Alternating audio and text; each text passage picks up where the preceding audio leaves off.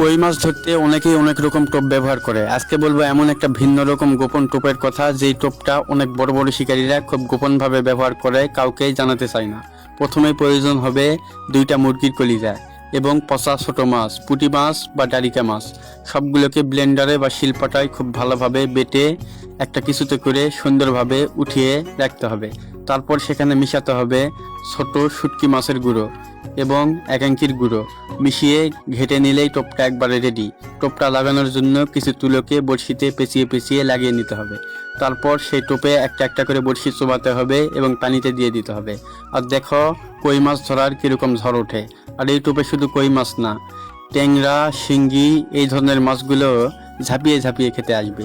আর অন্যান্য যে কোনো মাছের গোপন টোপ বা চাল জানতে এই ভিডিওতে কমেন্ট করো, পরবর্তী কোনো ভিডিওতে দেখানোর চেষ্টা করব।